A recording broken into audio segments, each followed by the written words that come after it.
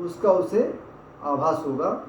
और इस ज्ञान के लक्षण जो है भगवान ने आगे श्लोक क्रमांक इसी अध्याय में 8 से 12 वर्णन किया है।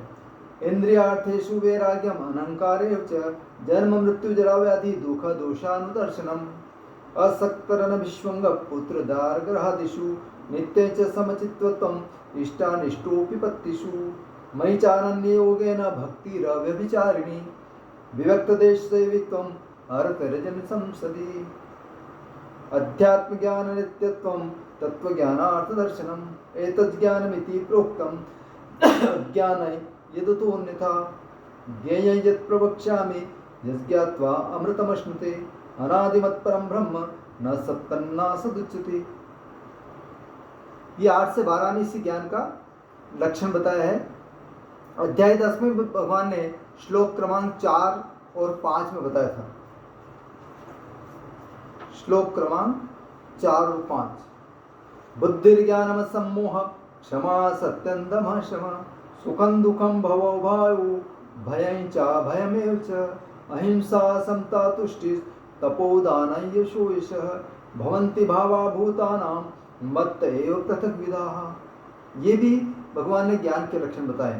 अध्याय 12 में श्लोक क्रमांक 13 से 19 एक भक्त के जो लक्षण बताए वो भी ज्ञान के प्रादुर्भाव होने पर जो लक्षण प्रकट होते हैं। कौन से?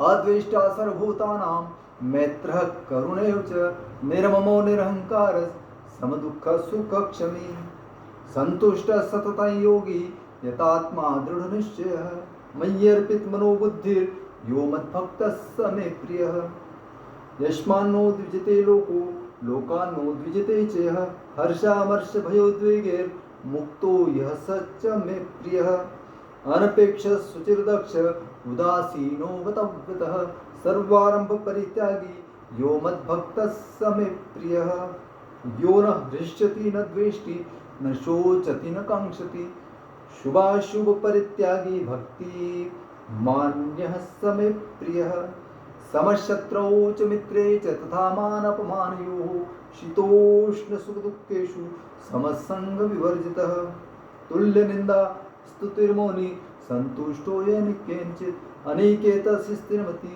भक्ति मान्मे प्रियो नरः।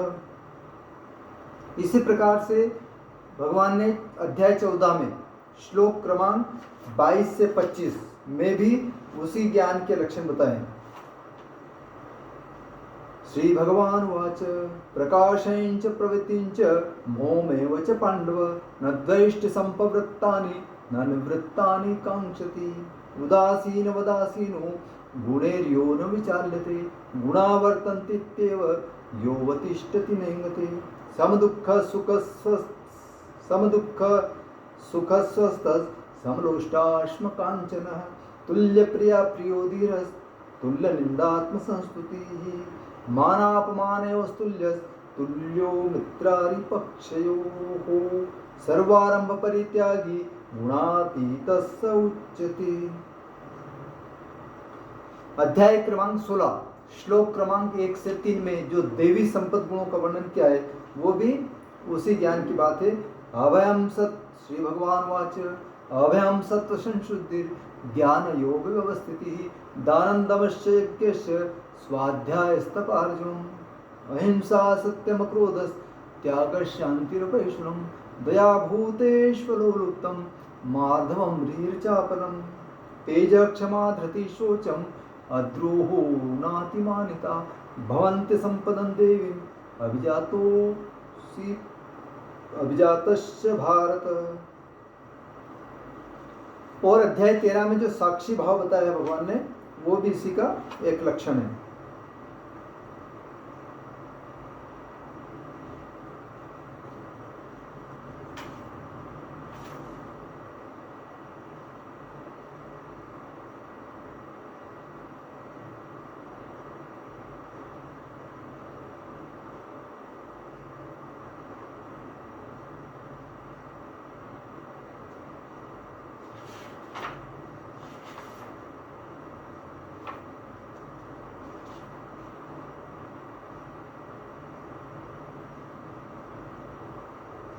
हाँ, श्लोक क्रमांक 22 है वो। उपद्रष्टा हनुमंता च भर्ता भोक्ता महेश्वरः परमात्मेति चाप्युक्तो देहेस्मिन् पुरुषः परः। तो इस प्रकार से भगवान ने इस अध्याय में क्षेत्र और क्षेत्र के ज्ञाता, क्षेत्रज्ञ का वर्णन किया है।